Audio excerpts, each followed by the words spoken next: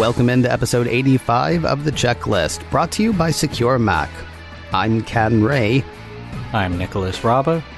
And I'm Nicholas Tacek. Is Facebook still fun for you? Used to be a great place to reconnect with old friends, a place to keep up with distant relatives, a wonderful source for cat videos and videos of people falling down. While a free service in theory, the cost turns out to have been a bit higher than a lot of us thought. You know, just all of our personal information and perhaps the fate of the free world. Today, we're going to take another look at the Facebook Follies. And yes, I do think that should be a musical.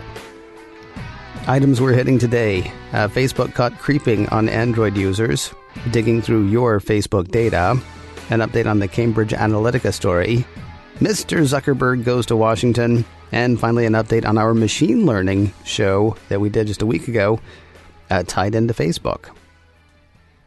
Now, it sort of seems like Facebook was caught creeping on all of us, but for Android users, you're saying it seems to have been worse. Yeah, way back on episode 32 of the checklist, the one about shadow profiles, we talked about how Facebook is able to connect your phone number with you, even if you never gave it to them in the first place.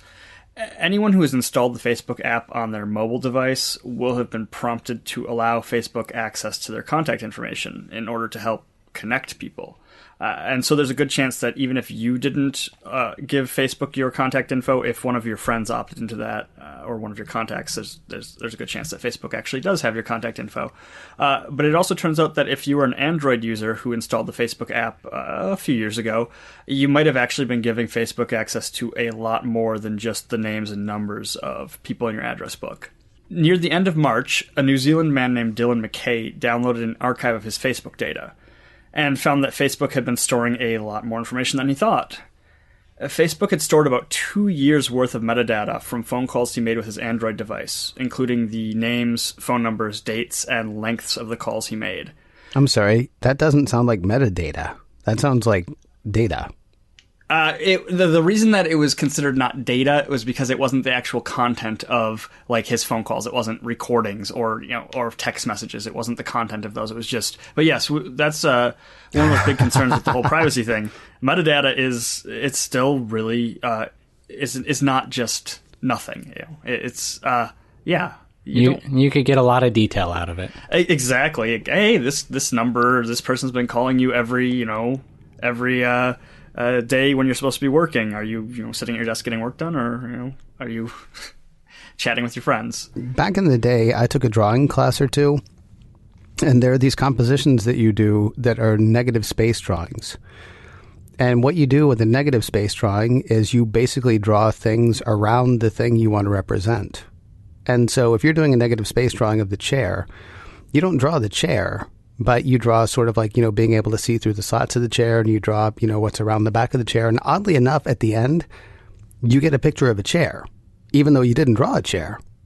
I mean, the difference between data and metadata just seems to be the number of syllables. I mean, I understand the one thing you don't get is an actual recording of what the two people said, but now I know where they were, when they were talking, how long they talked, and of course, who they talked to. So Ken, that was actually the best analogy I've heard of how metadata can be just as bad as the actual data itself. That was excellent. Thank you. I really like that. I'll have to use that one in the future. That was great. Feel free. I mean, just credit me. Definitely, Ken Ray coming up with the metadata analogy. Anyway, sorry to interrupt you because I know we're not even done with the Android part of this debacle. So Ars Technica actually got wind of that and interviewed some other people who shared similar stories. Basically, they found out that Facebook had been collecting a ton of data on their call and text history from mobile devices running Android. They didn't remember actually agreeing to give that data to Facebook. And it turns out it's a bit of a complicated situation. Facebook is denying that they did anything wrong. They're saying, oh no, users agreed to this, and it was on them. And it kind of turns out that part of the problem was caused by the way the Android operating system actually handled access to call logs. If you installed the Facebook app and granted it access to your contact list prior to Android 4.1, that's Jelly Bean was the name for that operating system, it also granted the app access to your call and message logs by default and didn't let you know that. Before Android 6.0, Marshmallow, users were unable to actually toggle separate permissions manually if a company decided to present separate requests bundled together as one. So basically, Facebook could say, we need access to your contact list and also your metadata for your call logs. And the user couldn't say, hey, okay, you can have my contact list, but you can't have this other thing. Up until Android 6.0, a user could not say, okay, yes, do this, don't do this. All or nothing. Exactly. And then when Android 6.0 actually did come out a number of years ago, it was 2015. However, a large number of Android devices are still running older versions of the operating system. From the numbers I was able to track down, as of February 2018, it's something like 40% of the Android install base was running a version of Android lower than Android 6.0. So running something that was older than 3 years old for an operating system. And I mean, we've talked about this in the past a number of times, how you want to stay up to date with stuff like your operating system on your devices, because older operating systems are no longer patched when security issues come out. There's bugs, there's problems, whatever. And not a good idea to be running something that is that old.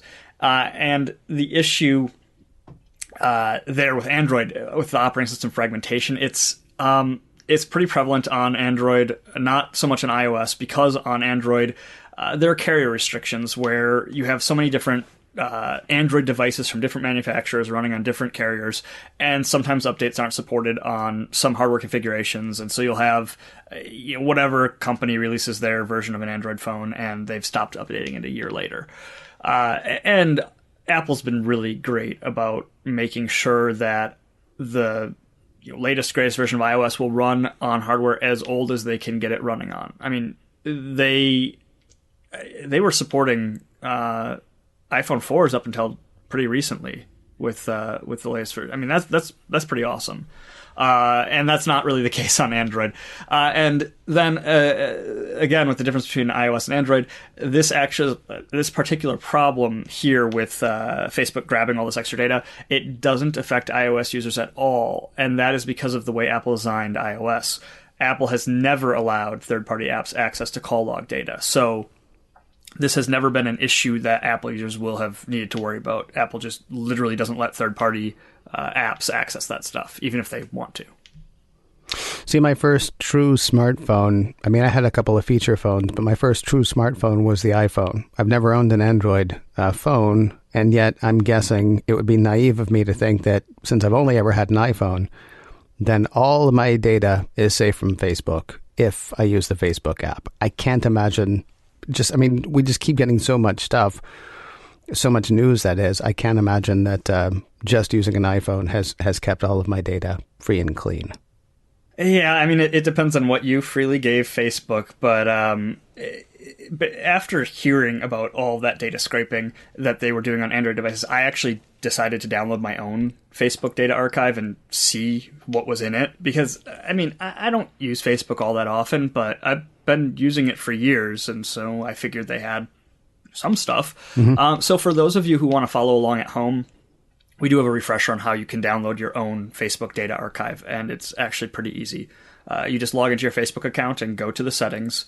Under the general account settings section, you should see a link that is download a copy of your Facebook data. Now, one thing to note is that it does take a while for Facebook to generate the archive. In my case, I mean, again, I've barely used Facebook over the years, and it still took, I think, it was about 10 minutes for them to generate an archive for me. So I'm assuming that if you have tons of photos and you use Facebook on a daily, hourly, minute by minute basis, it might take a lot longer to generate an archive. So in either event, they will email you once it's available for download, but don't necessarily expect it to be ready right away. Now, I don't use an Android device, never have, and I haven't ever opted into allowing Facebook to access my address book, so I wasn't surprised when I didn't find any of those crazy call or text message logs in my Facebook data archive. I didn't expect them to be there, and they were not there.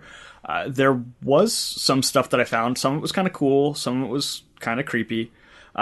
So first, the cool stuff I found. There's actually a section in the Facebook data archive specifically devoted to account security. And it shows the date and time, IP address, and browser user agent for each and every one of my logins and session updates. And I already knew before this that some sites and services, such as Gmail, can show you the most recent login sessions and alert you to suspicious login activity, all that stuff. I had no idea that Facebook had retained all that information going back so many years. I mean, we're talking back like 2014, 2015. It was keeping my login info for a really long time, and that's actually pretty cool. Just in terms of being able to verify, yeah, it really was me logging into my own account all those times. Beyond the login information, there were also sections on recognized machines that had logged in. So basically, there's that huge list of all the different sessions that had that information. It came from this IP address with this browser, blah, blah, blah. And you'd have to scroll through that huge list to try and figure out how many unique devices had logged in, but they actually took all that and put it in a little separate section, which was cool. Of course, it was lower in the list, and I didn't see it till after I had scrolled through the big list. But some other cool things they had, they estimated the login location coordinates based off of IP addresses. And that's not necessarily super accurate. I mean, a lot of times some of those targeted ads online will say, hey, large city kind of near me, it's targeted to a general geographic area. They're not quite accurate there. So I didn't actually look up those coordinates to see how accurate that was, but it would be at least a general geographic area if I wasn't logging in with VPN or something like that. There were also administrative records that told me things like when I changed my password or the answers to my security questions, and that was kind of cool. Actually, it was not something I really expected to see there, but having that information for the security of my account was kind of neat from that, from coming from a security perspective. But onto the creepy. There are a ton of advertisers who apparently have my contact information. And I actually don't know what contact info they have because Facebook isn't really clear and helpful on that. So, do they have just my name? Do they have my name and email address? Do they have my telephone number? I don't actually know. And there are definitely some advertisers on the list that made sense because I have done business with them. But there were a lot more that I didn't recognize at all and had no idea that they had my info. So, for example, Netflix has my contact information, and that makes sense because I have a Netflix account. I'd expect them to have my contact info. Apparently, the Department of Homeland Security also has my contact information, and that's kind of weird, but okay. Also, El Chapo has my contact information. Yeah, I seriously, I was scrolling through the list and I'm like, what? And I can only assume that someone used a fake name for their advertising campaign there because the alternative is frankly terrifying on a number of levels. Additionally, a large number of what appeared to be real people were listed as advertisers that had my contact info. And that was kind of like, okay, that's not a company name. What is that? And so I started looking up some of the names, and it appears that most of the names belong to politicians from various states, most of which I've never lived in and let alone visited. So I'm guessing political records, trying to do targeted advertisements during election season, something like that. I don't really know why, they were wasting their money, apparently, trying to target me with ads when I didn't live there. Or maybe they just had my info and it was just, Facebook wasn't very clear on if they were actually targeting me or not for an ad. And that was just, a lot of it was political stuff. More than I think I thought there would be. That, honestly, though, strikes me as almost as scary as everything else you're talking about, because we've heard about political campaigns that are not necessarily the most tech-savvy getting phished, and then all of a sudden all the information that they have on their computers becomes the property of, who knows, maybe a rival candidate, maybe some NGO, or it's not even fair to say NGO, not a non-governmental organization, more like a political action committee or something like that, except it's sort of more shady. Or heck, could be another government. It was definitely, I knew there was going to be some stuff in the advertiser list, but some of the stuff, it was weird. And some of the stuff the advertisers who had, like, stuff I would never be interested in, product wise, it was strange. And I kind of wish it was more clear with what contact info they had. And now it doesn't necessarily mean, I was doing some more research on this, and unfortunately there's not a whole lot of clear information on the situation. Apparently it doesn't necessarily mean that Facebook was the one giving them my info. They could have been going to Facebook with a list of like phone numbers, for example. I guess there's ways to target people by, stuff like that, phone numbers, email addresses. And so they could have been the ones going to Facebook saying, I've got this list of people I want to target. Remarketing campaigns. Exactly. And so it could have been getting it from somewhere else. Or, in like the case like Netflix, it was because I gave them my contact info because I signed up with them. Or your rutabaga farmer game. Exactly. Hang on, you've lost me there for a second, though. You're saying it's possible that Facebook did not give the people this information. So you're saying, though, that the people basically came with a list and said, hey, I want to check this against the information you have? Yeah, that's one of the ways you can do micro-targeting with ads, is you can do stuff like demographics, but you can also do... and this was actually a pretty big issue on Twitter a few months back, where you could actually target specific accounts with ads, where you were only showing, like, you could, if you wanted to on Twitter, and I don't know if it's still the case, but you could target a single account with your ad if you wanted to. So if you really wanted to get annoying with somebody, show them the same ad over and over again, you wanted to pay money to do it, Twitter would allow you to do it, at least at the time that was in the news. So I haven't looked at Facebook advertising myself, but I believe it's similar in that you can come to them with a list of specific targets you want to be showing ads to. And it's a bit cheaper because you're having your specified list of information. You did the hard work. Yeah, you did the hard work at a time. So. So for quite a number of years now, there have been concerns from some on how much data Facebook is collecting and cataloging. Of course, those concerns moved into the spotlight recently with news of the data shared by Facebook with Cambridge Analytica. And we have an update on the Cambridge Analytica story this week. Everybody's been hearing about it. It's definitely been in the news. But just a few weeks ago on Checklist episode 81, we did cover the Cambridge Analytica and Facebook partnership / data leak / scandal / whatever you want to call it. And today we have an update on that story. Facebook recently added the capability for users to find out if their data was shared with Cambridge Analytica. If you search Facebook's Help Center for Cambridge Analytica, you'll see a page that'll let you know if you or your friends logged into the This Is Your Digital Life app that subsequently shared user data with Cambridge Analytica. And we'll provide a direct link to that in the show notes as well. Facebook is going a step further for those 87 million people whose data was shared, and they'll display a prominent alert directly in their Facebook feed. Now, even if your data wasn't shared with Cambridge Analytica, it's highly unlikely that they were the only company engaging in shady data acquisition on Facebook's developer platform. So now would be a good time to review your Facebook settings and see which apps you've allowed to access your data and revoke permission for the ones you no longer use or you don't recognize in the first place. One thing to note, though, is that once you've given a company access to your data, the horse has left the barn. Revoking access after the fact doesn't mean the third party will magically no longer have your data. That's actually been one of the most amazing things to me about the Cambridge Analytica story. I don't know who they are. I know a little bit from what we've talked about in some other news coverage that we've done, but apparently a lot of information was shared with Cambridge Analytica, and then Facebook called Cambridge Analytica and said, you need to delete that data. And Cambridge Analytica said, okay. Okay. I'm not saying they didn't, except why would they? I mean, they own the data at that point. They got a trove of data that they can use to all sorts of purposes, and we're finding more and more about this purposes to which they put the data. It's hard to imagine. I know it sounds now like I'm accusing them of something. It's hard to imagine any company willingly letting go of data that they, first of all, have gathered, and second, that they, on some level, have paid for.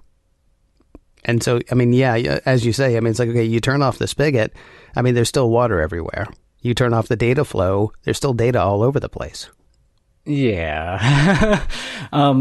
Second question on there. Did you get that alert? No, I did the search, and amazingly, according to Facebook anyway, although I now also have the problem of, well, how do I know that that's true? Not that they're lying to me, but how do they know? Amazingly, nobody did the This Is Your Digital Life app in any of my friends, or I guess my friends' friends, or whatever. It looks like somehow I dodged that bullet entirely. Same here. I checked that myself, and yeah, nothing was exposed for me either. It's the same with me, but it's fun watching the people in the security industry going, who on my friends list exposed me to this? Who did this to me? Nana! Sorry. I'm sorry. It could be Nana. It could be your sister. It could be your cousin. It could be anybody. Who knows? Hey, a little over a week ago, as this show comes out, Facebook CEO Mark Zuckerberg spoke before Congress, answering some of the issues that we're discussing here. And of course, the whole world wants to know, what is it that happens when Mr. Zuckerberg goes to Washington? Which, yes, also ought to be a movie. Yeah, Mark Zuckerberg recently testified before Congress regarding Facebook's data collection and user privacy practices in light of the Cambridge Analytica scandal. Over the course of several hours of questioning, Zuckerberg repeatedly apologized for Facebook's failings when it came to user expectations of privacy and promised to try harder and do better as a company in the future. And I believe one of the senators at one point held up a whiteboard that had date years listed that Facebook had made the same apologies and promises. Yeah, I mean, going back years, literally. There's nothing new from there. There were some funny bits I believe it was Dick Durbin, opened his line of questioning with Zuckerberg and said, would you mind telling us the name of the hotel you stayed at last night? And Mark Zuckerberg kind of blushed and turned red and stammered no, I don't want to tell you. And then Senator Durbin went on, would you mind telling us the names of the people you messaged in the past week? And it was just, it was to make a point that that's exactly what Facebook is asking its users to do, is to share this information. And I will say it worked really well too. I mean, when he asked to think about the hotel, I thought, okay, well, that's going to be cute, that's going to be funny. And then it got seriously uncomfortable with that second question, because it illustrates perfectly, as you say, what Facebook wants. And honestly, I mean, I was a little surprised because it seemed like Zuckerberg actually kind of walked right into that one. Yeah. The way to answer that would have been sure, here's the name of my hotel, and then since you're a billionaire, just go book another hotel that night. I mean, honestly, that's the way he should have done it. Sorry, that's fantastic. But he walked right into it, and you could see it from a mile away. I mean, I wasn't the one sitting there on in front of the congressional hearing, but that's not the way I think it should have been answered if he wanted to be making it look like Facebook isn't doing anything wrong. So there were a few other things that became really clear throughout the course of the hearing. Basically, Facebook thinks that they're helping users by collecting all of that personal data, in that it helps them provide better connections between friends, better targeted ad experiences, and so on. And they don't see what they're doing as wrong. I mean, they really... not to be a jerk, they say they don't see what they're doing is wrong. Yes. Okay. Or yeah, they don't morally have a problem with it. Well, they say they don't morally have a problem with yes. it. I hate to parse it like that, but we never know what somebody is thinking. And I'm not saying that Mark Zuckerberg is an evil genius who's trying to do this intentionally and that he's bad, but we can't say they honestly feel like what that's fair. Well, I mean, it's I know it's splitting hairs, but sometimes it feels like there are some hairs that are important to split. No, that is true. Another thing that became apparent is that it seemed like a lot of the senators had no real clue how the technology behind platforms like Facebook work. A lot of the lines of questioning were kind of convoluted, or just they kind of kept banging their heads against the wall, asking questions or making assumptions that just weren't the way things work with the technology. Well, a lot of those people are they don't use Facebook. I mean, it's not, even if they have Facebook pages, chances are it's their people under them, their marketing divisions, their whatever you want to call it, that manages those pages. Yes, most of them aren't. Yeah, most of them aren't running their own Facebook pages. And a lot of the security folks, actually, I follow on Twitter and stuff like that, were kind of face palming yesterday during the hearings. They're like, "Oh man, how come these all these old people in Congress don't understand how this works. And, it's important to keep in mind that with those senators not understanding how it works, that's in line with like 99% of everyone else. Most people don't know how the underlying technology works for this advertising and tracking and data collection, and they shouldn't have to. They shouldn't have to necessarily understand how it works. They should understand the ramifications, though. So companies that create these digital platforms can and should do far better by their users, especially when it comes to things like user privacy in terms of service. Because you could look at a platform like Facebook with all those billions of users and say, hey, these people were fine with handing their personal information over to Facebook. It's on them. But if you sat down with a lot of those people, like on a one-on-one basis, and said, hey, this is exactly how Facebook is taking that data you're giving to them and using it to make money, providing it to third parties, and those third parties do, who knows what with it. And I have a feeling a lot of those same people would probably actually have a real issue with the situation. It's just that kind of the truth of the matter of how a company like Facebook works and makes money and everything else, it's buried in those hard to read, hard to understand, dense legalese, end user license agreements, terms of service, things that aren't, nobody reads those. I mean, people do, but some people do. A lot of people don't. And it's just a lot of this stuff just would fly over anybody's head anyway. And adding on top of that none of those user license agreements are not in plain English. They do not let users kind of know what's going to happen with their data in plain language. And that there are legal reasons for that, but there are things that could be done to make things more clear as far as ramifications go. With Facebook in particular, too, you have the problem of every 2 weeks there's an update to the app on my phone. Yes. And the release notes are, Facebook regularly updates its application to provide a better user experience, or words to that effect. So, I mean, even if you're trying to keep up with exactly what's going on, they're just not clear. And maybe they're making so many changes across so much stuff that it would, overload my phone to have an actual release note for the Facebook app. But, I mean, they're not clear in the end user license agreement. It is not written in plain English.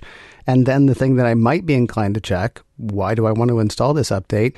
Well, because we said. Yeah, and if you don't install the update, after a certain amount of time, usually the app will stop working until you install the latest version. And another thing is with those license agreements, a lot of times when you do get a notice that the license agreement has changed, the privacy policy has changed, the email notifying you will say, you can view the new privacy policy here. Your continued use of the service is your consent that you agree to these new terms. But how many people do you think would actually, go, you know what? I don't think I like these terms. They're already hooked, man. They're hooked. Yeah. They're not deleting their Facebook account. How many people who listen to this show have we gotten to delete their Facebook account yet? I'm closer than I've ever been. All right. Is that okay? Can I say that? Have you deleted your Facebook account? No, but I heard Woz did. Oh, well, yes. Well, thank you for bringing that up. Hey, last thing we're going to hit today. Last week's episode, actually, Checklist 84, covered the topic of machine learning. We also talked about the ways that Facebook had used machine learning, or some of the ways that Facebook had used machine learning, matching your face and pictures with your Facebook account, stuff like that. Now, thanks to Zuckerberg's trip to DC, we have an update on machine learning and the social network. We recently talked about how machine learning is seeing more and more use in a variety of fields, and the Facebook congressional hearing actually highlighted a real-world use of the technology. During Mark Zuckerberg's testimony, he talked about how Facebook is increasingly relying on AI to help flag harmful content, and said that almost all of the ISIS and Al-Qaeda content posted to Facebook is flagged and removed by AI before any human ever sees it. Zuckerberg went on to say that the company continues to invest in AI technology, and that within 5 to 10 years, it should be advanced enough to automatically flag and remove hate speech before it's even posted.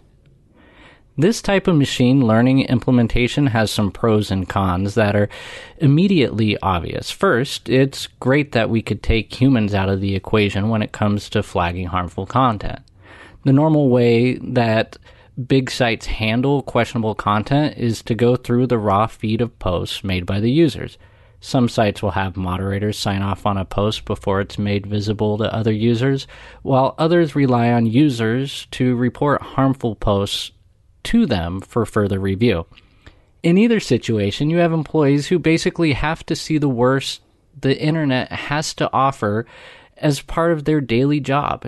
It can't be healthy to see that kind of content day in, day out on a long-term basis. So if we could hand that off to a machine so no human has to see the bad stuff, that's all the better. On the other hand, this type of automated technology is ripe for abuse. While the stated purpose to eliminate hate speech from the platform is valid, who gets to decide what constitutes hate speech? There are obviously clear-cut cases of hate speech, and that is most likely what Zuckerberg was talking about during his testimony. But this type of technology could be used for automated censorship on a massive scale in the context of a totalitarian regime. Nothing scary about that. Hey, we joked off mic a couple of weeks ago, just the three of us, that we could probably do a show on Facebook and security every other week. That's how big this story is, with new information surfacing all the time. So no, we probably couldn't do it every other week, but it seems incredibly unlikely that everything is out in the open right now. We'll see what we find out going forward. In the meantime, if you want to dig deeper into what we already know, have we got a website for you? Yes, we do have a website for you. securemac.com/checklist. Episode 85 has links to the stuff that we hit today. You can also find notes for episode 81, the first show we did on Facebook and Cambridge Analytica. You can go back and revisit last week's show on machine learning. And if you want to be more aware/freaked out, you'll find notes on episode 32, our Shadow Profiles show, on the website as well. Basically notes for every episode that we've done so far, all in one place, securemac.com/checklist. If you have a question you'd like to ask or a topic you'd like to hear us hit, our email address is checklist@securemac.com. The address again is checklist@securemac.com. And if you can't remember that, please do remember this. You're listening to The Checklist, brought to you by Secure Mac. And we'll talk to you next week.